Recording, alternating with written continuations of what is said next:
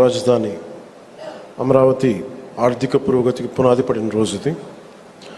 ఆర్థిక కార్యకలాపాలకు మూల స్తంభాలైన బ్యాంకింగ్ వ్యవస్థ కొలువుదీరేందుకు వీలుగా ఏర్పాటు చేసిన ఈ బ్యాంకింగ్ స్ట్రీట్కి పునాది రాయి వేసే బృహత్తర కార్యక్రమంలో విచ్చేసిన గౌరవ కేంద్ర ఆర్థిక మంత్రి వర్యులు శ్రీమతి నిర్మలా సీతారామన్ గారికి, గౌరవ ముఖ్యమంత్రి వర్యులు శ్రీ నారా చంద్రబాబు నాయుడు గారికి, సెంట్రల్ మినిస్టర్ శ్రీ పెమ్మసాని చంద్రశేఖర్ గారికి, సోదరులు నారా లోకేష్ గారికి, ఫైనాన్స్ మినిస్టర్ శ్రీ పయ్యావుల కేశవర్ గారికి, సభను అలంకరించిన గౌరవ సహచర మంత్రివర్యులకి, గౌరవ పార్లమెంట్ సభ్యులకి, గౌరవ శాసన మండలి మరియు శాసనసభ్యులకి, నాయకులకి హృదయపూర్వక ధన్యవాదాలు.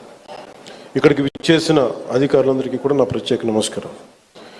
మై హోల్ హార్టెడ్ నమస్కారమ్స్ to all the representatives of the premier banking institutions and insurance companies. On behalf of people of AP and our government, our heartfelt welcome and namaskars to you all. రాష్ట్ర పురోగతి కోసం వేస్తున్న ప్రతి అడుగులో గౌరవ ప్రధాని శ్రీ నరేంద్ర మోదీ గారి నాయకత్వంలోని కేంద్ర ప్రభుత్వం అందిస్తున్న తోడ్పాటు మరువలేనిది. ముఖ్యంగా ప్రత్యేకించి అమరావతి అభివృద్ధికి వారు అందిస్తున్న ప్రోత్సాహం మేము గుండెలో పెట్టుకుంటాం. ఈ రోజున అమరావతి అభివృద్ధి ప్రాజెక్టులు సాగుతున్నాయి అంటే అది నారా చంద్రబాబు గారి నాయకత్వంలోని ఈ ప్రభుత్వం సంకల్ప బలం, మోదీ గారి కేంద్ర ప్రభుత్వ సహకారం. కేంద్రం నుంచి వస్తున్న ఆర్థిక సాయం కాగితాల లెక్కల్లో కరిగిపోకుండా జరుగుతున్న అభివృద్ధి ప్రతి ఒక్కరికి కనపడేలా జవాబుదారీతనంతో ఈ ప్రభుత్వం పనిచేస్తుంది.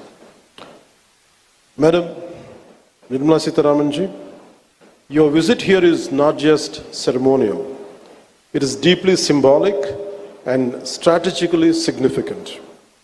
By laying the foundation stones for these banking institutions, you are laying the foundation for financial prosperity in our capital. It is a reaffirmation of the central government's commitment to Andhra Pradesh and a personal endorsement from you and Honorable Prime Minister Sri Narendra Modi ji of our developmental vision. నేడు bank of India, Indian bank, bank of Baroda, IDBI, LIC లాంటి premier banking institutions, అలాగే బీమా సంస్థలు ఒకటే చోట ప్రత్యేకించి ఒక banking స్ట్రీట్కి ఉండటం చాలా దేశంలో చాలా అరుదైన సంఘటన.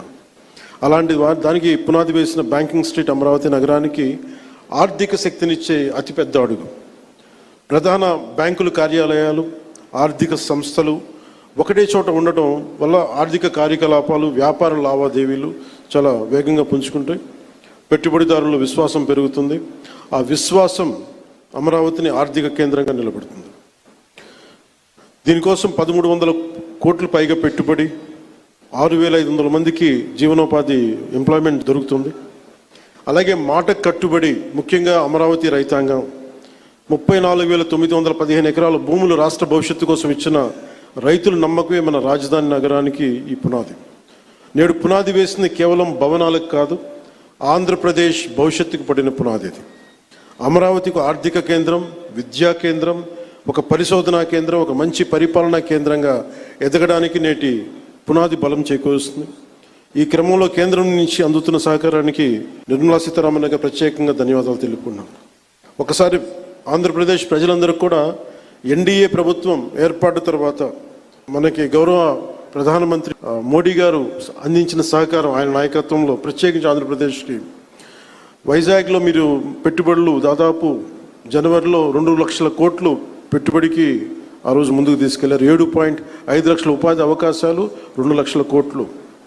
అలాగే అమరావతి పునర్నిర్మాణానికి మే నెలలో 1,07,000 కోట్లు, కొన్ని వేల మందికి ఉపాధి అవకాశాలు.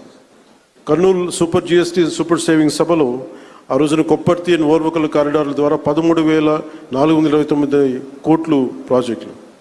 విశాఖ స్టీల్ ప్లాంట్ మూసేస్తారు, ప్రైవేటైజేషన్ జరుగుద్ది అని ఒక స్టీల్ ప్లాంట్ తిరిగి రివైవ్ చేసి దానికి 11,000 కోట్లు మనకి కేంద్ర ప్రభుత్వం గౌరవ ప్రధానమంత్రి మోదీ గారి ఆధ్వర్యంలో ఇవ్వడం జరిగింది. 60,000 ప్రత్యక్షంగా పరోక్షంగా ఉపాధి అవకాశాలు వస్తాయి దీనివల్ల. అలాగే పోలవరం ప్రాజెక్ట్స్ ముందుకెళ్తుందో లేదో అనుకున్న పోలవరం ప్రాజెక్టుకి ఈ రోజున కేంద్ర ప్రభుత్వం 12,500 కోట్లు కేటాయించడం జరిగింది. అమరావతి రాజధాని నిర్మాణానికి 15,000 కోట్ల రూపాయలు ఇచ్చినందుకు మనస్ఫూర్తిగా ఇలాంటి, అంటే ఇది ఒకసారి కేంద్ర ప్రభుత్వం ఎంత చేస్తుంది మనకి, రాష్ట్ర ప్రభుత్వానికి ఎంత అండగా నిలబడుతుందని చెప్పడానికి ఇవి బలమైన తార్కాణాలు, బలమైన నిదర్శనం.